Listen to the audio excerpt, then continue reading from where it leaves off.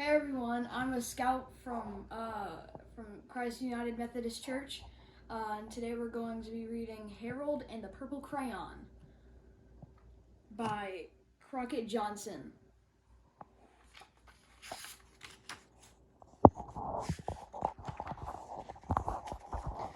One evening, after thinking it over for some time, Harold decided to go for a walk in the moonlight.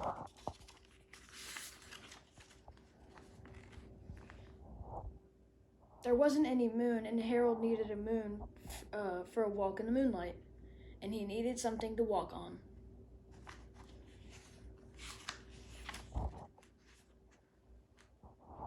He made a long, straight path so he wouldn't get lost, and set off on his walk, taking big purple crayon with him.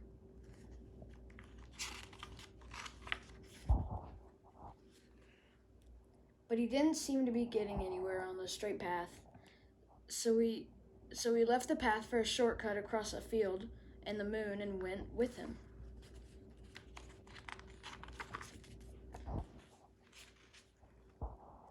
The shortcut led right to where Harold thought a forest ought to be. He didn't want to get lost in the woods, so he made a very small forest with just one tree in it.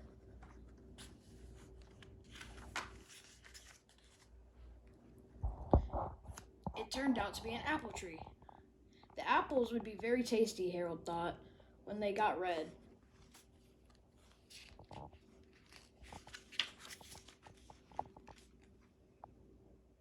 So he put a frightening dragon under the tree to guard the apples. It was a terribly frightening dragon.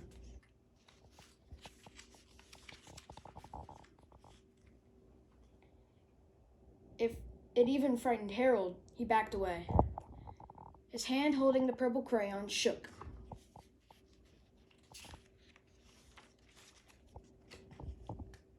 Suddenly, he realized what was happening. But then Harold was over his head in an ocean.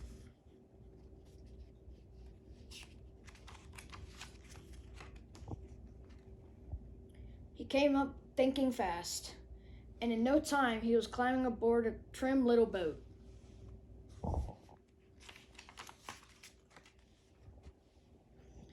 He quickly set sail, and the moon sailed along with him.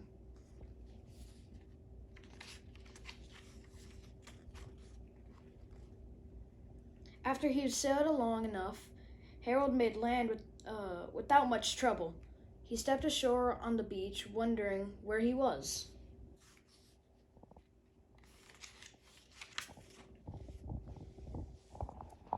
The sandy beach reminded Harold of picnics, and he thought of a picnic made him hungry. He laid out a nice, simple picnic lunch.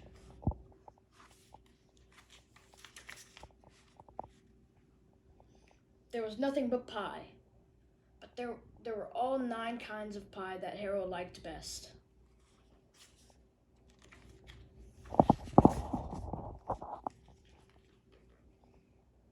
When Harold finished his picnic there, he was quite a lot left. He hated to see so much delicious pie go to waste.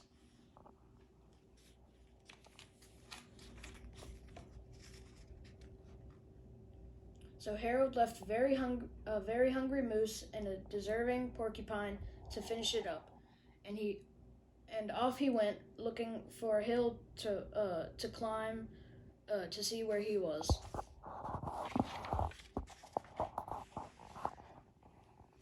Harold knew that the higher up he went, the farther he could see, so he decided to make a hill into a mountain.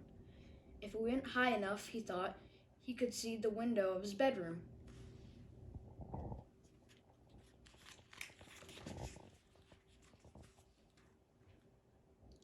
He was tired. He felt he ought to be getting to bed. He hoped he could see his bedroom window from the top of the mountain.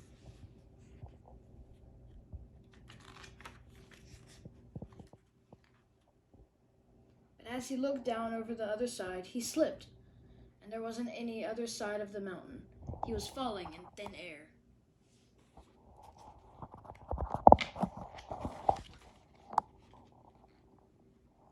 luckily he kept his wrist and his purple crayon.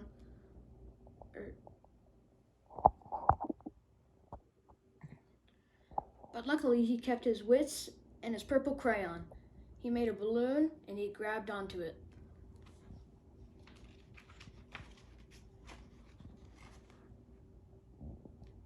And he made a basket under the balloon big enough to stand in. He had a fine view from the balloon, but he couldn't see his window. He couldn't even see a house.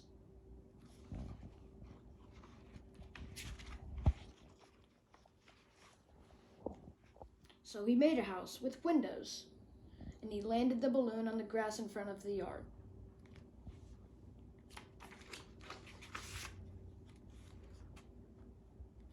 None of the windows was his window. He tried to think where his window ought to be.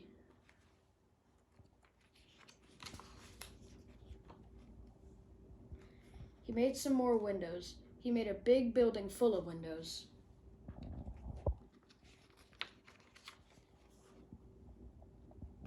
He made lots of buildings full of windows. He made a whole city full of windows.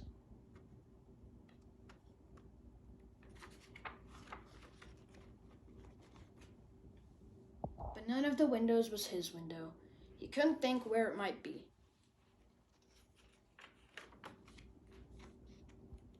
He decided to ask a policeman. The policeman pointed the way Harold was going anyway, but Harold thanked him.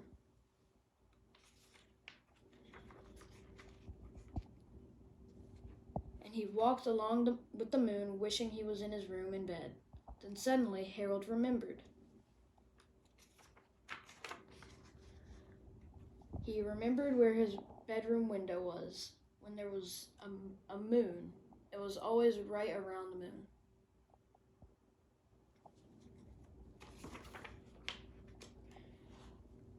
And then Harold made his bed. He got in it and drew up the covers.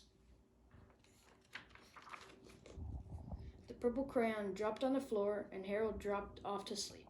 The end.